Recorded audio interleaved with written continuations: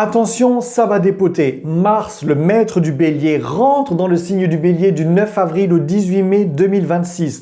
Le dieu de la guerre, la planète de l'action, du dynamisme, du courage, rentre dans son signe.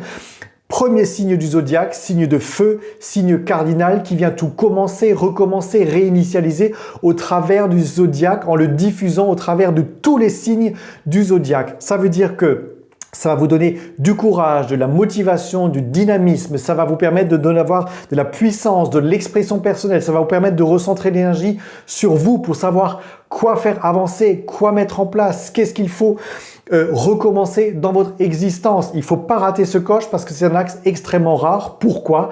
Parce que nous avons eu cette fameuse conjonction Saturne-Neptune à 0 Bélier qui ne s'est pas produite depuis plus de 6000 ans. Nous sommes dans un axe de renouvellement civilisationnel et c'est donc pas par hasard que ce mot est pas mal employé autour de nous aujourd'hui parce que nous sommes vraiment dans un axe de réinitialisation globale, mais dans votre vie, ça veut dire qu'est-ce que vous avez le droit de réinitialiser par Neptune, ce en quoi vous avez le droit de croire, qu'est-ce qu'il faut diffuser dans votre vie, dans tous les secteurs existentiels de votre vie aujourd'hui pour pouvoir augmenter votre puissance d'action. Qu'est-ce que par Saturne, vous êtes capable de responsabiliser, de retrousser les manches pour vous mettre au travail. Ça va vous donner de la persévérance et de l'endurance dans toutes les actions que vous êtes capable de mener.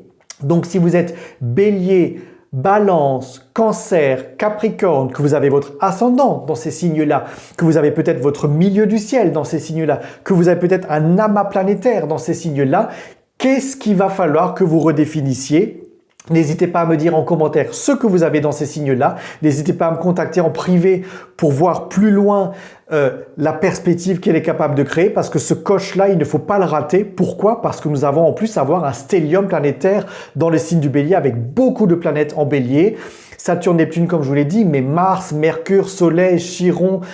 Voilà, c'est la dernière fois que c'est arrivé, c'est 1703. Donc c'est extrêmement pas rare. Il ne faut pas rater ce coche parce que cette perspective nouvelle de recommencement va vous permettre de réinitialiser des choses très importantes dans votre vie par rapport à vous-même, par rapport aux autres, par rapport à plein de secteurs existentiels.